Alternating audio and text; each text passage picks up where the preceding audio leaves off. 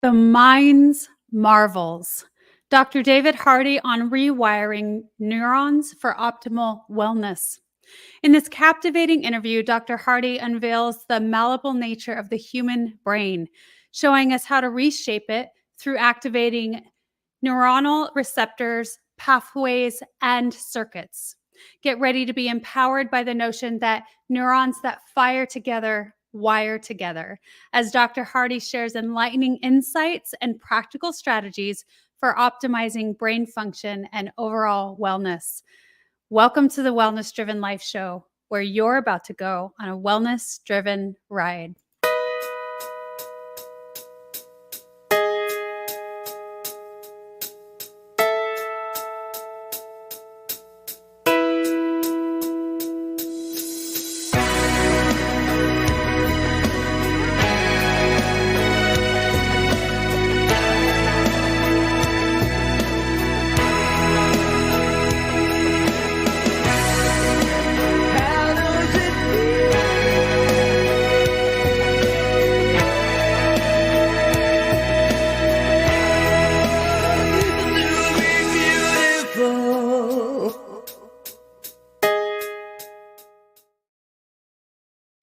Welcome. And as a passionate subject of mine, I am pleased to welcome one of our guests. Let me introduce you. Dr. David Hardy is a functional neurology practitioner dedicated to empowering individuals and optimizing their brain function. With a focus on stimulating neuronal receptors and pathways, he helps introverted entrepreneurs and leaders transition from underperformers to thriving achievers. Dr. Hardy believes in the ability of the brain to change and grow throughout life and employs evidence-based techniques to enhance neuroplasticity. His mission is to assist people in improving their health and unlocking their full human potential. Please help me welcome Dr. David Hardy. Hello. Nice to be here, April. Yes, it's a pleasure to have you on the Wellness Driven Life Show. And I may have been saying some of those things wrong. I don't say them all the time, but that's why we have you to educate us, me, and the audience. So welcome, welcome. Thank you. Yeah, no, I thought the intro was extremely well presented, and I'm excited to be here and talking about brain function with you. Awesome. Yeah, this is such an exciting, passionate subject for me. I love learning more about our brain and how it has so much effect on our overall body and how it turns out. So, let's start by just introducing you to the audience. Can you tell us a little bit about who you are?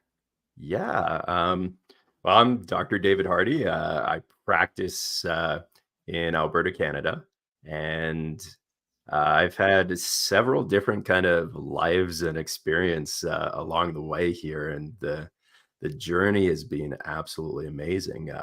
So I started out basically as yeah young student that struggled with learning how to speak properly. I had speech delays that turned into then reading and English challenges as I was growing up, but I was really smart in different areas, and science was kind of one of those areas that I was drawn to. And along that journey too, I had different therapies, and I really got into sports more and more, which helped me immensely.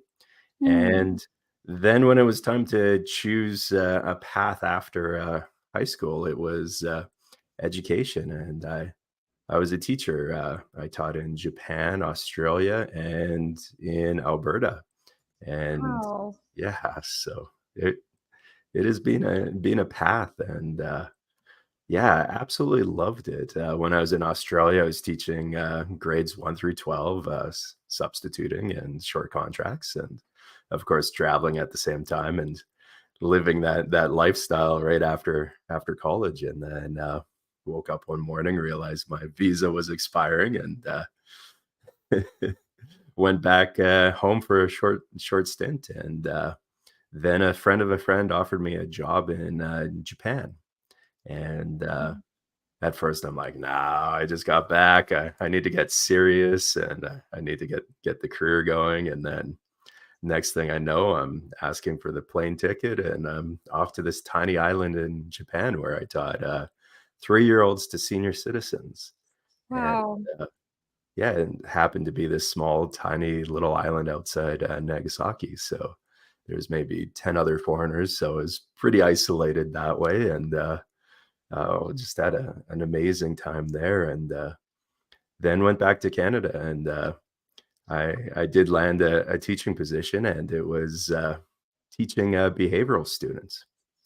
And I had such a mixed bag of students, and all amazing kids, and absolutely loved it. Where other other people would run out of the door, and I think it was kind of my experience growing up and struggling that really helped me out with this difficult population, but, uh, Mm. um, and as much as I really, really loved it, I did see a shelf life to it, and, that's when I went back to school and, took my chiropractic, and, it was absolutely amazing, the university I chose was one that had a very strong rugby program, and I was a rugby player and thought I could get partial scholarship by playing rugby, and, I tore my pec minor, I think, pretty much off Oh, before down there and, struggled through 1 season and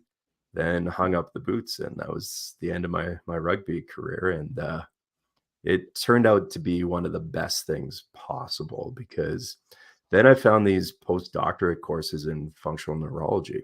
So I'm going through chiropractic school, and then on weekends, I'm in these seminars with docs that are out practicing in the field. And it just happened to be that I was on the campus and kind of volunteering, interning in the clinic that the head doc was treating Sidney Crosby and all these other star athletes with concussions.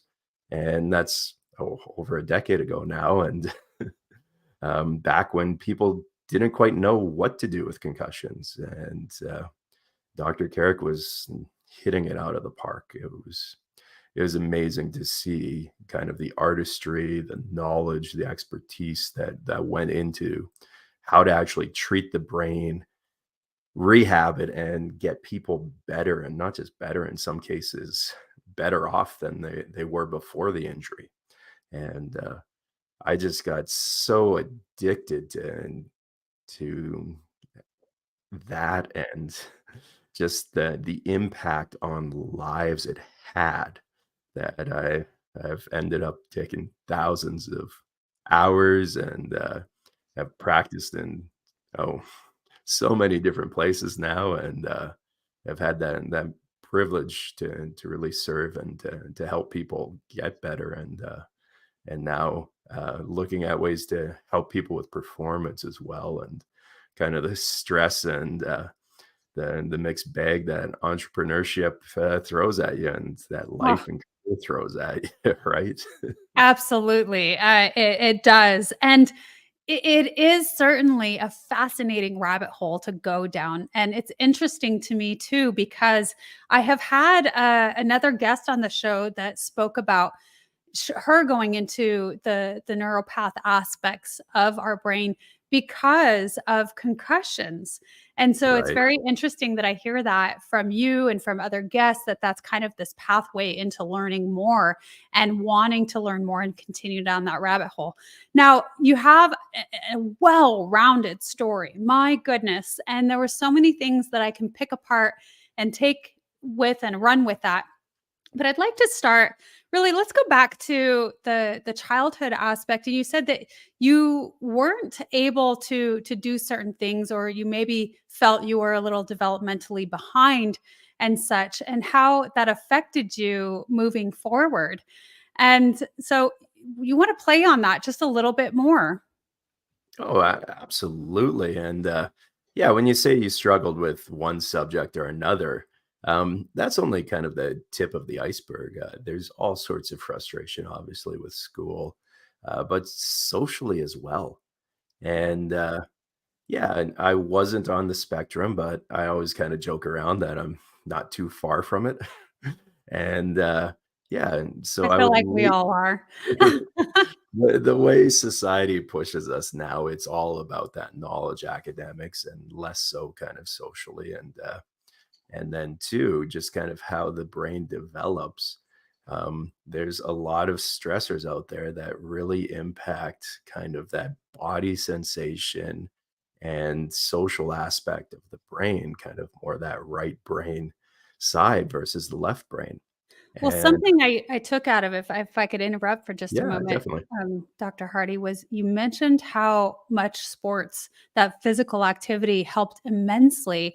So when we start talking about mind, body, and really you again having this well-rounded history and travel, and I would love to even touch on blue zones, but let's go into what's that like when we really do utilize that physical aspect of ourselves and how that helps our brain function? It is the biggest driver of brain performance out there. Mm, And it's underreported, even though people are talking about it so commonly now, that brain body connection. But it's all the nervous system. And the nervous system basically works by, you have receptors that get fired that go someplace into the brain and stimulate the brain, and then you have an output of the brain. And the biggest source of stimulation to the brain from the nervous system is from movement of muscles mm. and joints, even I more love so than vision. And that. that builds it. And there's receptors that take in information from the outside world, and then there's receptors that take in information from our body. Yeah. So if we're not in tune with our body, if that part of the brain isn't processing all that information properly, then we're awkward because, yeah, we don't know how to move or react or think properly because we're not in tune with ourselves. Mm. And then the outside world stimulation can be too much for us sometimes. Yes. And really, like when we look at people that are confident, they're confident because they feel good. Well, emotions, take the easy word of emotions, feelings, and we forget that root word is feel. Mhm. So all this information and processing about how our body's working, what we're eating, how we're moving, all impact feelings and emotions. And then that impacts how we think and perform. Yeah. So we really need to look at this connection a lot better. And that's why concussions really kind of give us insight into it too. You're looking at a brain injury where that brain's shaken up, and there are all sorts of physical things that happen from it. Dizziness, nausea, light sensitivities, sound sensitivities. All of these are like those centers in the brain that process all this information from ourselves and the outside world just are scrambled now, and we need to rehabilitate them. And there's no magic pill for it. It Mm. comes down to knowing the pathways and how to stimulate different parts of the brain through these connections, through the body, through these receptors, through the outside world, that really make the difference and move that needle. And Yeah. it takes a lot of work and knowledge to get to that state where you can start to do it smoothly and effectively with people. Yeah, I mean, I would think that there's so much science behind that because so much of it is what we can't see. And Right. so learning that would take a while, I would suspect, but I really do love that you touched on that physical aspect and how important it is. And so you said that you hung up the boots in your own sport. What do you do now, Dr. Hardy, to, keep moving and keep that, brain function going based on your physical activity? Exactly. Yeah, I've got sort of exercises I've put together for myself, from different eye exercises, coordination ones, balance ones that help Oh, me out. And then kind of the biggest one, and I always joke about it, that mountain biking is my vestibular Mm, stimulation and therapy yeah. that, yeah, just going down a hill very fast on 2 wheels and reacting and having to move, Yeah. really just replenishes my soul each weekend when I do it. Well, I love that it's outdoors. So when we start Yeah. incorporating that physical activity outdoors, to me, that's my favorite kind. I have a number of comments that came in, so I just want to share real quick. So Kim Jacobs said, "Dr. David Hardy, thank you so much for sharing your story." She said, "School and social can be overwhelming. She has a child on the spectrum, and it's a lot to unpack." She thinks Yes. that the physical aspect really makes a difference. So, thank you so much for sharing that piece. And again, yeah, going back into that, I just love that you're bringing in that physical part and how much it has an effect on the brain. So, what are some of the things that you have learned through your research that has been sort of those tips and tricks? I don't know if that's something that you touched on with what you do now in the physical aspect. So if somebody has a concussion, what are some of the things that somebody can do in order to start locking in those neural pathways again? Right. With a concussion, I always say go to somebody that's well trained and can help you because obviously the natural instinct when we want to rehabilitate ourselves is to do too much. Yeah. And for somebody with a concussion, too much means you damage yourself more. And so definitely seek somebody that knows the brain, and, I'm a little biased, but find somebody who does functional neurology and, uh, and get them to help you out. For Can you every say really quick what is the definition of functional neurology, if you don't mind? Yeah, basically, it is going to be physical rehab for the brain.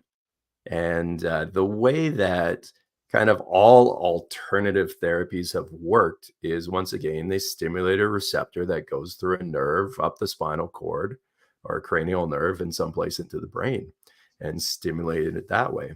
So, whether it's exercise, whether it's aromatherapy, whether it's eye movements, whether it's acupuncture, chiropractic, all of these, once again, are stimulating the nervous system through different receptors and pathways that fire the brain in a special way.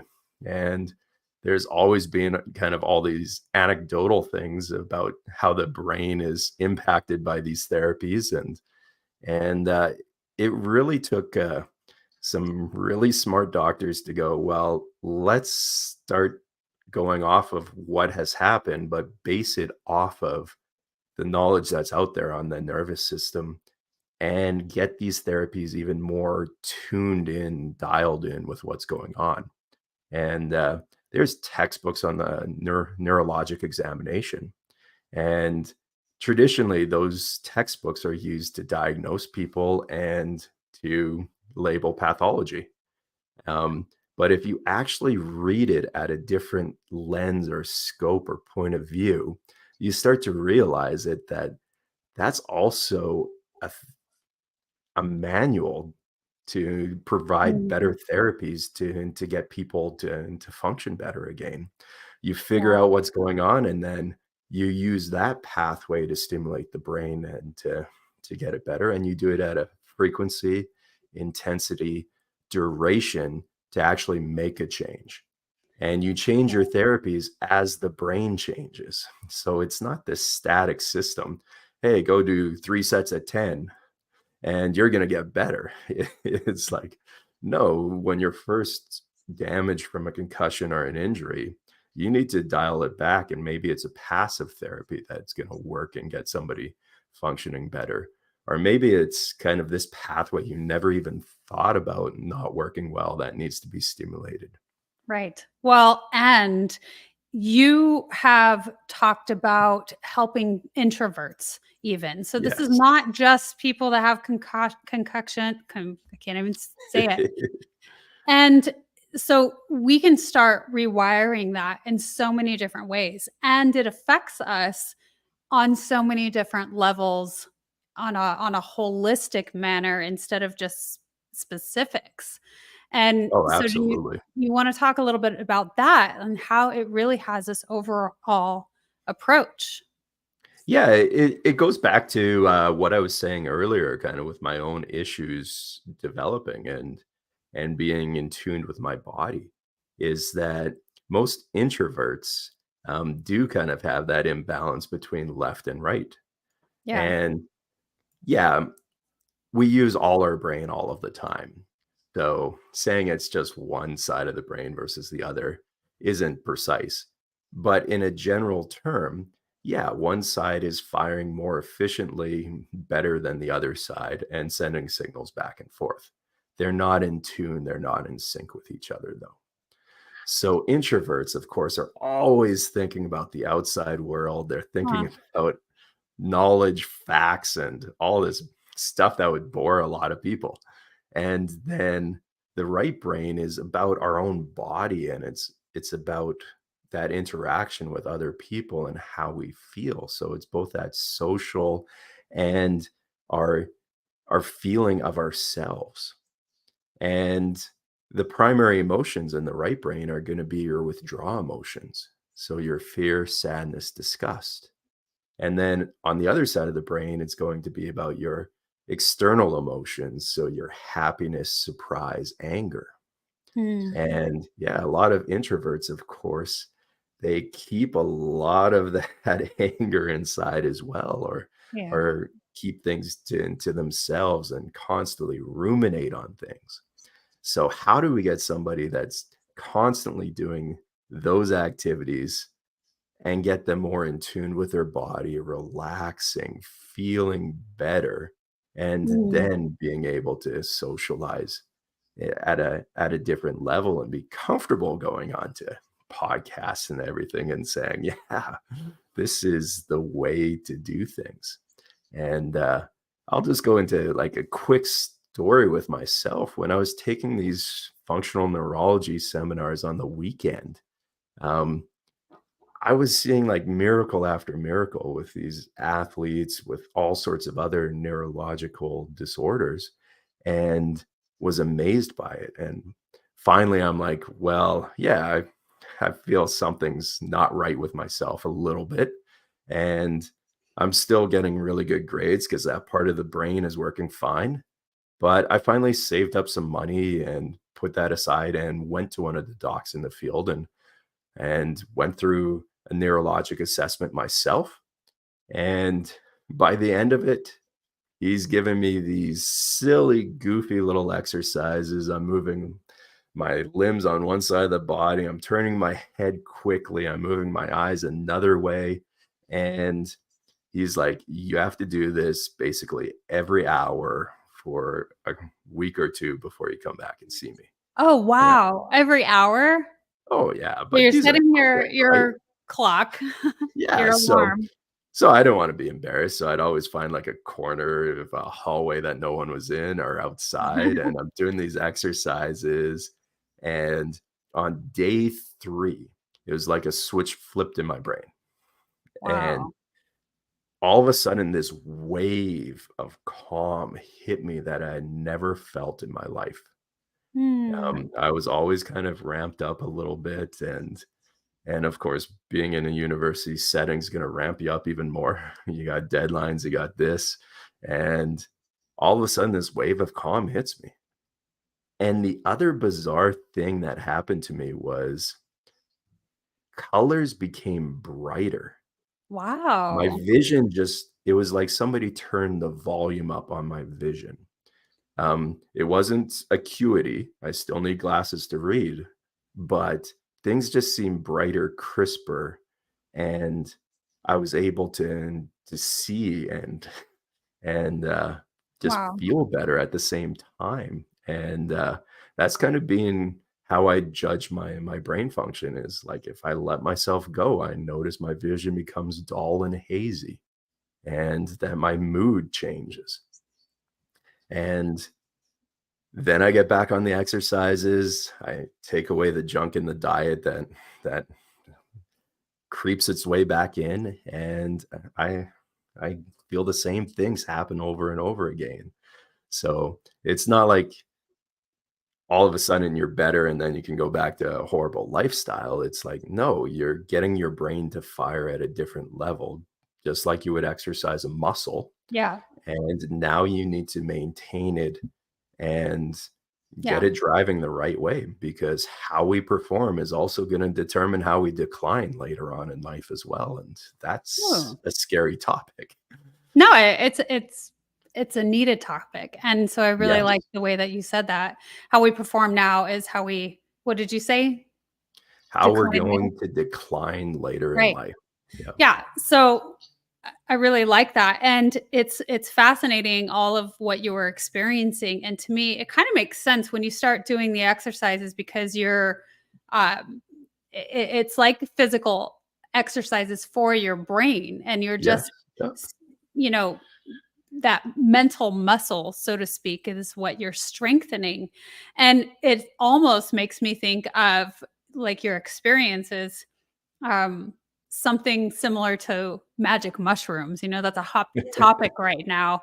Right. And so if you know anything about that, you are certainly able to say, but really it sounds to me like you were able to tap into that aspect of yourself without any of that. So very, very cool. And it definitely makes sense. And I say that to so many people so often and on this show. This is not, you don't just obtain a certain level and then it's done and you don't need to do any more work. Self-development is a continuous thing. It's always going to be refreshed, revised, and a daily habit. Absolutely. Yes. So, we're going to move into our first commercial. And when we get back, I can't wait to hear a little bit more about your travels and what kind of experiences and things that you learned from them. So, stay All right. tuned. Are you a practitioner or a coach listening to this? If so, I would love to ask you, do you use hypnotherapy in your practice working with clients? And if not, would you like to? The power of hypnotherapy is limitless. And so often we experience our clients struggling to reach their goals. It's because they're coming up against their own brick walls and getting stuck. But you can help them through the power of hypnosis break through all of that, working with their unconscious mind to put the suggestions in to have them taking the action to achieve the results that they want. They are thrilled with your coaching techniques. They're getting the results they want. You feel amazing because you are helping your client get the results they want. It's a win-win. And another win is that it's an added revenue stream for you in your business. So if you like the feel of helping your clients get the results they want, if you like the sound of that, then definitely reach out, Melissa at yourguidedhealthjourney.com, or click the Linktree link below for my Unlimited Power of Hypnosis class to learn more. It's a weekend designation program that I teach, valid in 42 countries. You write an exam after taking the experiential course, and you can be admitted to the American Board of Hypnotherapy and start using hypnotherapy one-to-one with your clients and have them achieving the results they want. So, you can find out from all of our sponsors in the description link below. And so, Dr. David Hardy, you have done some extensive travel. And I love talking about that because we are able to learn so much from all of the different cultures around the world. And so, tell us a little bit about, and I'm sure things come to you. I know that when I have done some travel or had experiences in the past, sometimes I learn things from those experiences here and now. So, tell me some of those takeaways that you were able to learn and grow from.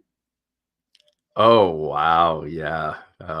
That's going to be a full seminar, but or a good conversation over dinner. But uh, travel has been absolutely one of the best things I've ever done in my life. Hmm. And being able to see and live in other cultures has been absolutely amazing. So yeah, Australia was one of those. I went over for the Rugby World Cup to watch it back then, and of course right after college. So I kind of say those were more my party days, of course, and Oh, I love the beach lifestyle and just how laid back it was there, and, I Yeah. live for summer, so it was kind of a really good climate for me as well, and I love the sunshine and just how happy that made people feel. Like, I remember one day just walking, downtown, Melbourne, and, it's about lunchtime, and just seeing people basically having picnics in their business attire out in the middle of the day, and, like, life is just great. And, then Japan, yeah, teaching there was a great experience. I say that if you're a dependent, so if you're a child, young child, or elderly, you wanna live in Japan. That, the kids are taken so great care of.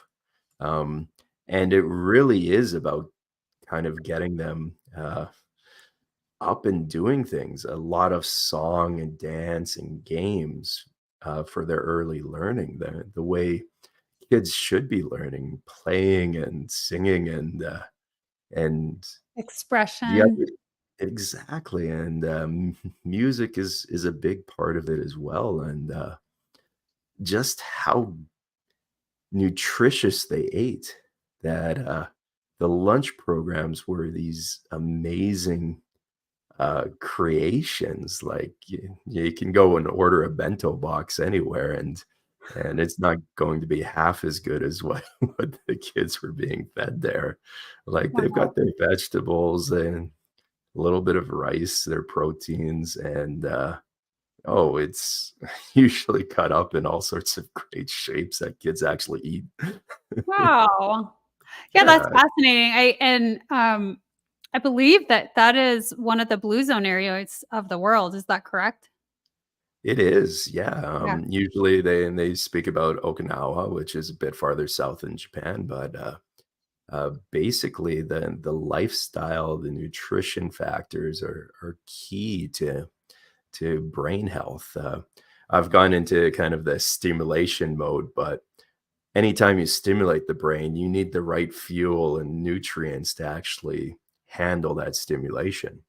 And I think a big part of the diet's missing is um, seafood and a lot of the products that are from the ocean. Um, Mm. most of human existence, and if you look around now, people live by the ocean or by water, and the diets, really, the healthy diets reflect that as well. That Dr. Hardy, would you please tell my husband that? right? He doesn't like seafood. I'm like, Oh, yeah, you look at the brain and just how much we need, like, omega-3 fatty acids, and most of those supplements are fish oils, and there's just something about how, we've developed with a body that, yeah, needs a lot of nutrition from the sea, mm, whether it's those omega-3s, whether it's zinc, iodine, and yeah. sodium, and everything Well, else and how that much we it affects our need. emotions. Like, when we Yes. consider depression, for instance, our Mhm. diet plays such a key role in that. I mean, and many, people will say, "Well, take fish oil for that, and it can help Yes, yeah. alleviate that." Absolutely, yeah. The combination of inactivity and then poor diet is killing brain health and brain function, and more and more studies have just hammered that home. If you need that side of it to go out and eat healthy, or Yeah, to move around. Um, yeah. so yeah, that's the basics of brain and health in general is, yeah, we need to have the right fuels and nutrients to actually get ourselves running and working. And Mm. the brain uses roughly about 20% of all the energy that we produce. So it's greedy. It takes a lot to run. And yeah, Yeah.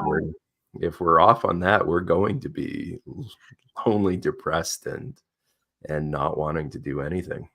I love that you put it in that perspective, that the brain utilizes 20% of the energy that we put in. And so can you share a little bit more about what you feel is a healthy diet? Now you've talked about seafood, things from the ocean. What else? Basically, there's two fuel sources the brain needs to survive and thrive, and that's going to be glucose and ketone bodies. And we're probably more in the glucose stage too much, to be honest. Hmm. And then when we're in the glucose stage too, is that we're getting too much of it. So then the receptors start to be down regulated. Hmm. Insulin and all these other energy processing hormones in our body are going to be skewed as well. When you say And down regulated, Mhm. and correct me if I'm wrong, but when I hear that, I picture that it's like just lagging, that it's heavy, that it's moving slower. Is that a good Oh, way of that's a great describing? way of saying it. Or another way is that it's gummed up. That, Gummed yeah, up? you've taken in all this sugar and then the body's being flooded by it and it just starts to ignore it because, yeah, those receptors are just not working anymore and Mm, they're wiped out.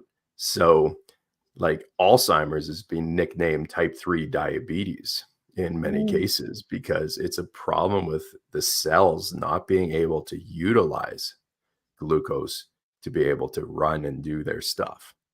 And then that has all sorts of implications on mood, intelligence, everything.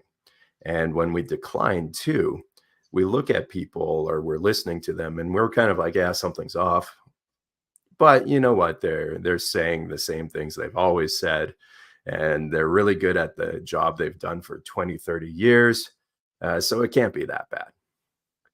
But really, the stuff we've been practicing for 20, 30, 50 years before we retire are the things we've become really good at by practicing for 40 years. mm, And that's going to stay there a while. But right. learning new tasks or even just changing rooms and memorizing where you left things starts to Mm, decline, fall off before that. And yeah. even before that, you see it in people's facial expressions and how they move.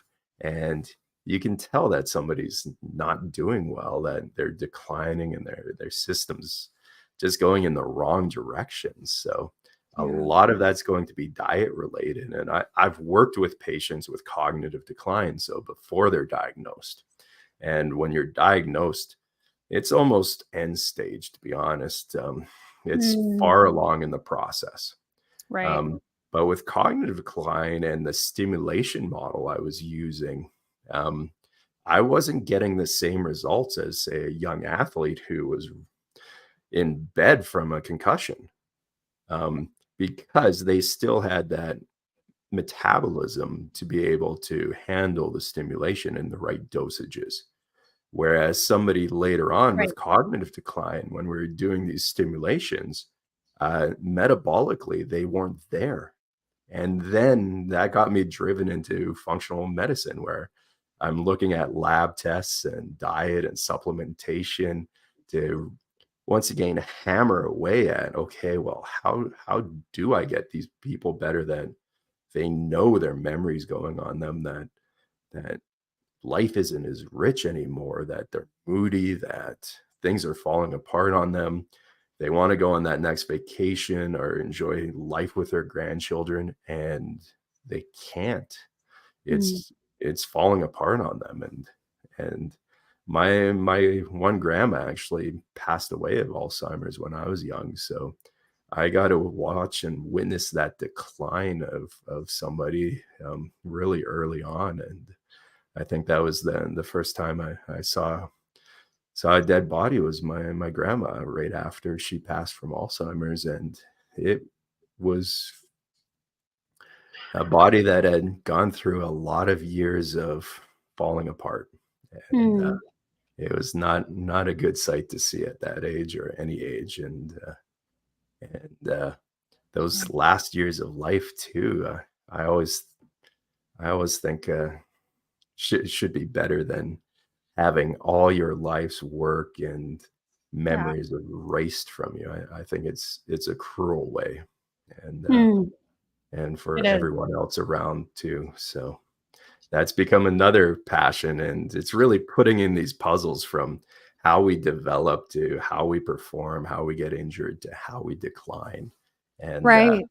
the really amazing thing with the functional neurology is pathways are pathways. Yeah. So sometimes the label diagnosis uh, can be completely different, but can be the same kind of pathway or mechanism. It kind of depends on where and what caused it and what age somebody is at. So um, it's really kind of a great tool or method and knowledge to really have an impact over a lot of different areas of life and a lot of different ways people are struggling and help them out.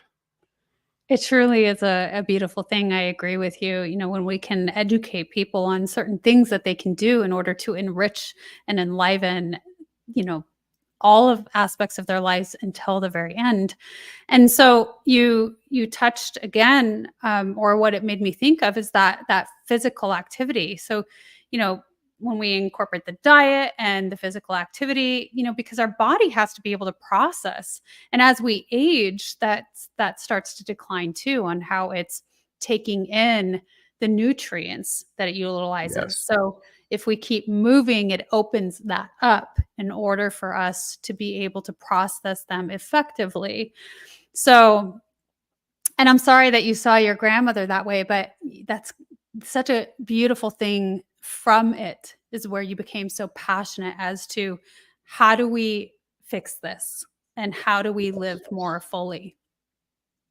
Absolutely, and, it's it's it's a driving force, that's for sure, and, the most amazing thing, though, is to see the impacts that can be made in a short amount of time with a lot of people, and, that's the great thing with concussion work too yeah, it's based off these physical activities. It's basically physical rehab for the brain, and movement and breath work and all sorts of other things. Mm, Um, but the key is once again how often you do that. So with the right, protein, if we tear a muscle, we've got an idea about the rehab, and that's become the standard model for all care, which is completely wrong for the brain right, because the brain is way more metabolically active than a muscle.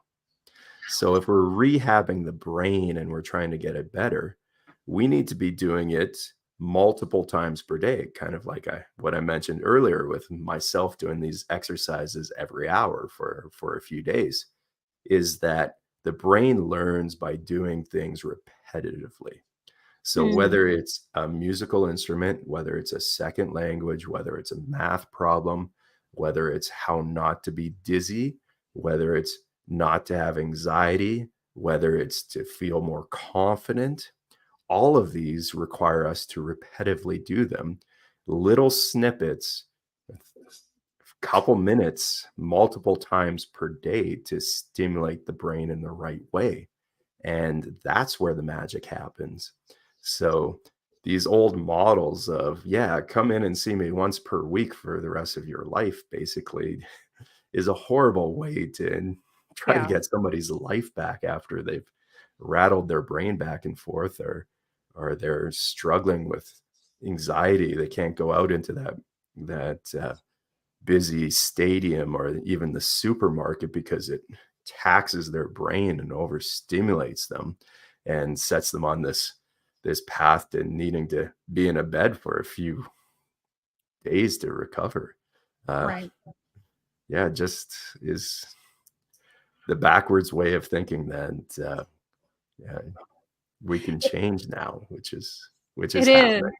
And and Dr. Hardy, you have your own talk show as well or podcast. And so Yes. that is such a beautiful thing on how we can come and share different ideas than the more traditional approach that we have been taking.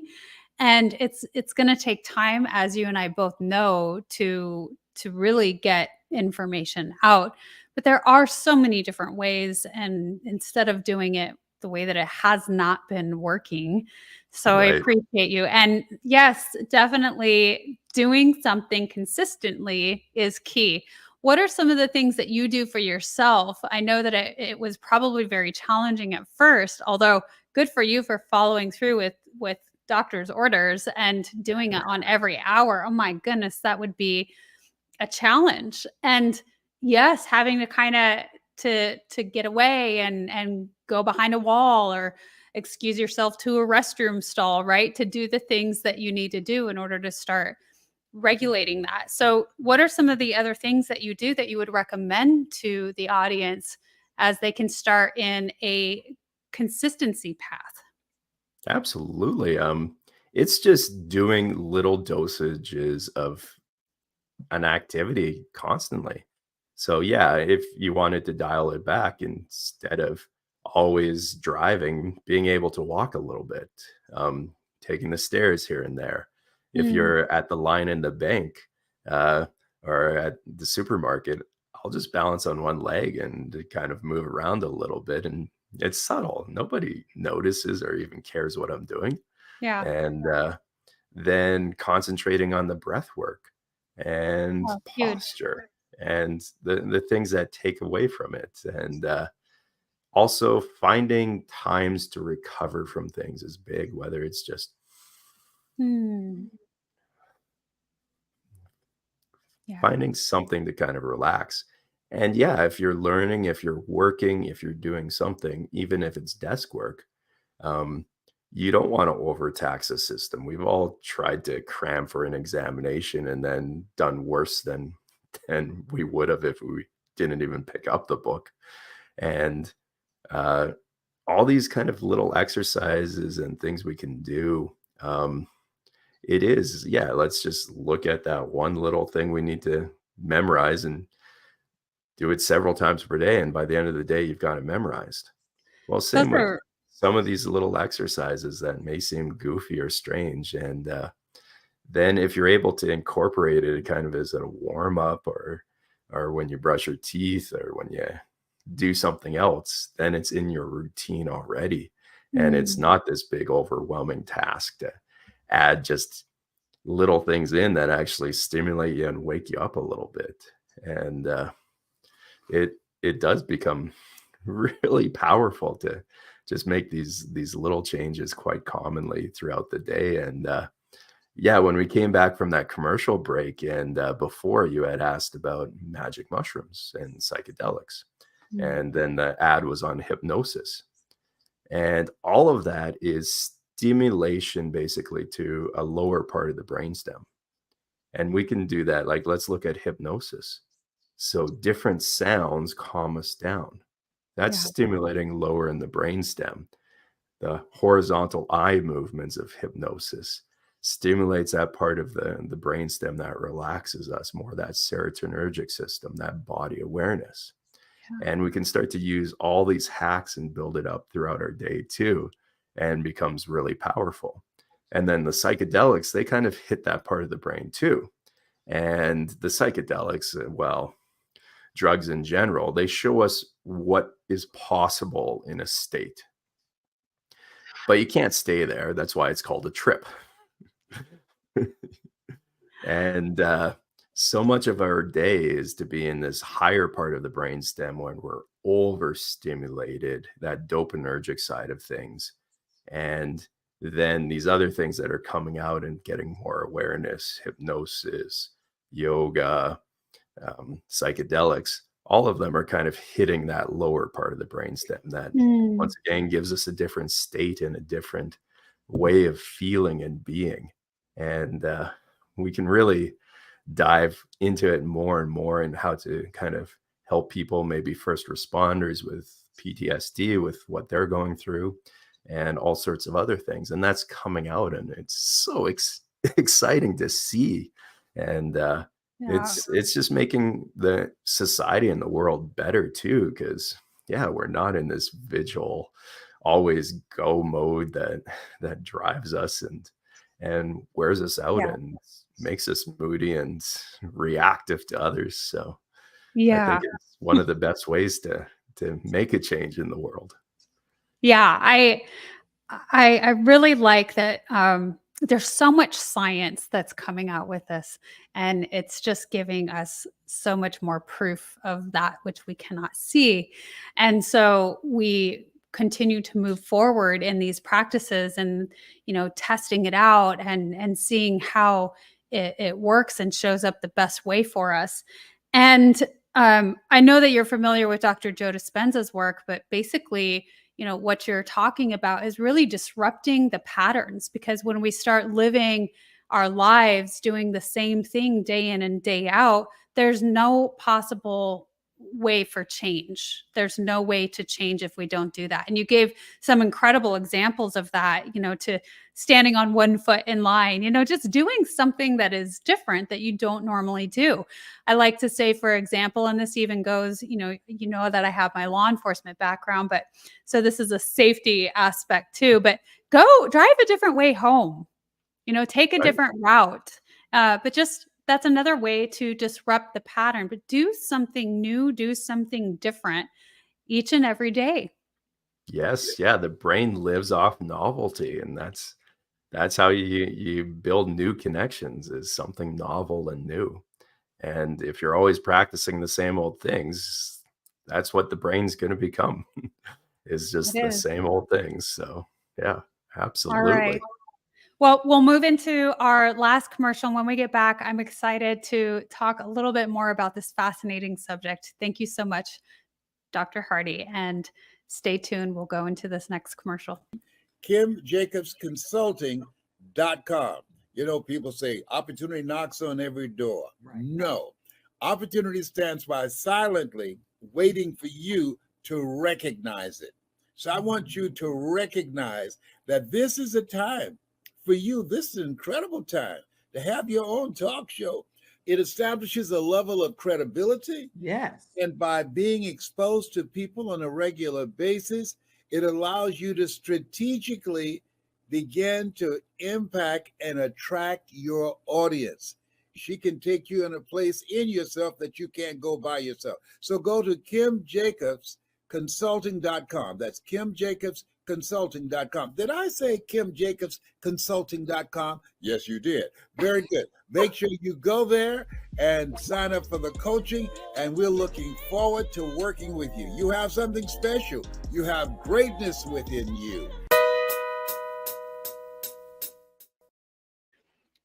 All right. So again, our sponsors' information is going to be in the description below for those of you tuning in. And, talking about great coaches, Dr. Hardy, you help educate people. You have a podcast that you have incredible guests on. And so you really are about giving and helping people grow to learn and achieve a better life. So I want to make sure that everyone knows how to find you. And so you can find him at www.thehardybrain.ca. And that is short for Canada, correct? I had to learn that today. So I'm going to be, transcendent enough about that. And again, that's www.thehardybrain, that's HARDY brain.ca. Yes. And there's the links to my podcast there. And of course, you can find me on Spotify, Google, and Apple Podcasts. And reach out to me on LinkedIn as well. That's probably the most active social media site I'm on.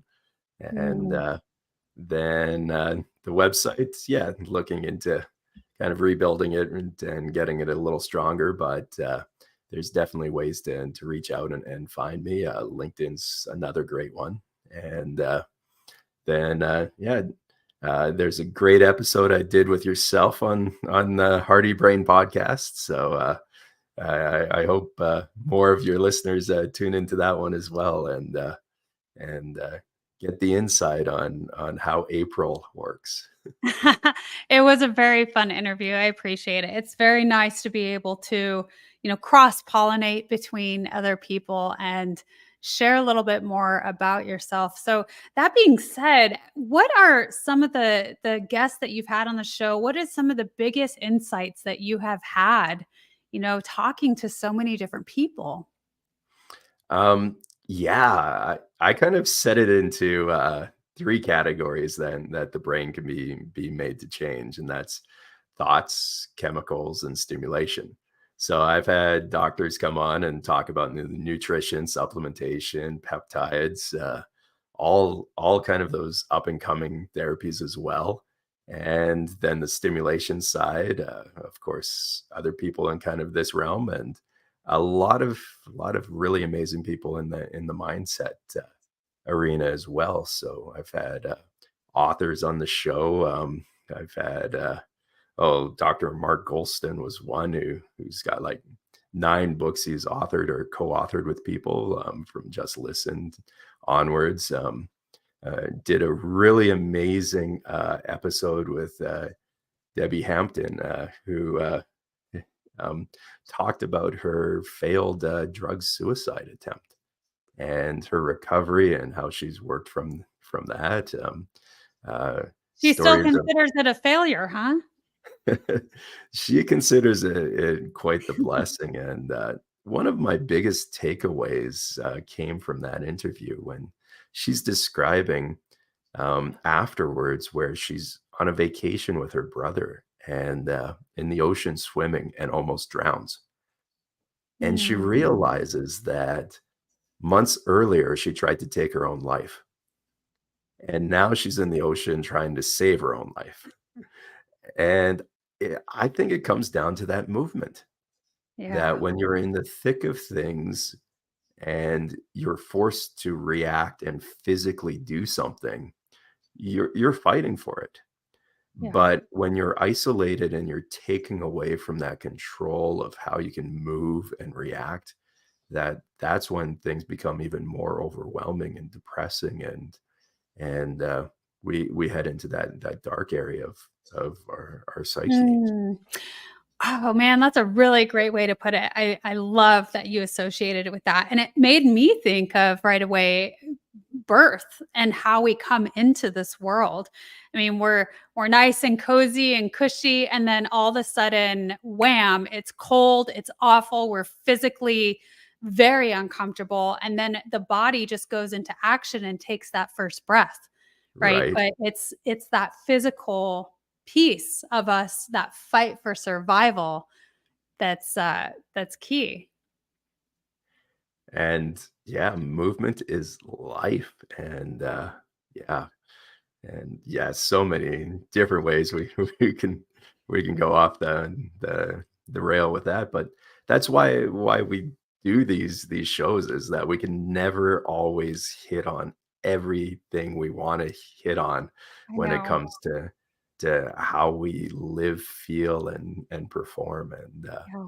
yeah, and the avenue you've got with the wellness driven life show, I think it's amazing, and the people you've had on the show as well. So definitely gratitude to having me here and the work you're doing, and very appreciative of everything that you're doing, April. Oh, thank you so much, Dr. Hardy. I like to say that wellness is under this massive umbrella. And when I first came into wanting to show up in the wellness arena, I knew that. And so you have to hit all of these different buckets to really have that well rounded piece to optimal living. And I decided to interview others because it doesn't have to be just my story, my thoughts, or my opinions, because everybody has their own, and people can relate to that. And when we start doing these shows, it's a worldwide audience. I mean, it's a brilliant thing. It's lovely that we have this technology nowadays because of the expansion that we're able to have. And so being able to have other people's points of views, opinions, stories, backgrounds, it is so much more relatable to a worldwide audience where there's different cultures and backgrounds. And I love that you do that as well on your show. You have those other buckets where you can really fully encompass all of these different things to educate people. And I know that you've had Eric Edmeades on your show, and I'm so Yes. excited to tune in on that. He is scheduled to be recorded with me beginning of next month. So I'm very Oh, perfect. fascinated with his work, and he has really dug deep into the history of people and our diets and why we react the way we react. And what's beautiful about that is he says, well, this is how we innately are, and this is why you show up the way you do. So don't be so hard on yourself. And now that you have the understanding of, we can look at it this way and start navigating how we do things otherwise. Yes. Yeah, that is going to be a great talk. Yeah. I'm Yeah. looking forward to tuning in on that as well. Yeah. Eric is amazing speaker, and oh Yes. geez, he's opened and closed for the biggest names out there. Yeah, he certainly is. I feel very blessed, and I'm sure you do as well. So I'm so excited that we're able to share these messages and the opportunities and the education with people around the globe. Thank you so much for being on the Wellness Driven Life Show, Dr. Hardy. Do you have anything else that you would like to share with the audience today? I think the biggest takeaways is to just tune into your own body, observe other people, and really take in that sense of that the brain nervous system is about feeling. And the more we can stimulate those feelings, Hmm. it's a physical process and it needs to be supported, yes. And that is going to take us into better mindset, better emotional control, and everything else. But the foundation of the brain nervous system is that movement, that breath, that fuel, and it just feeds our souls. So those activities you love, that you know bring you joy and connect you back to yourself, is really what you need to focus and concentrate on and do more of. Oh, I love that so much. Thank you for sharing that. My husband has been saying since I've known him, uh, motion creates emotion. And Yes. I in the beginning, I'm like, I didn't really get it because I'm like, I don't want to be emotional. I'm trying to not be emotional, but it definitely makes sense to me now. And so, again, thank you so much, Dr. Hardy, for being on the Wellness Driven Life Show, and for the audience tuning in now. And for those of you watching the replay, be sure to check out the insights in the description below and leave your comments for us. If you have any questions for myself or for Dr. Hardy, we would love to hear it. So thank you so much for tuning in, and we will see you later. Goodbye for now.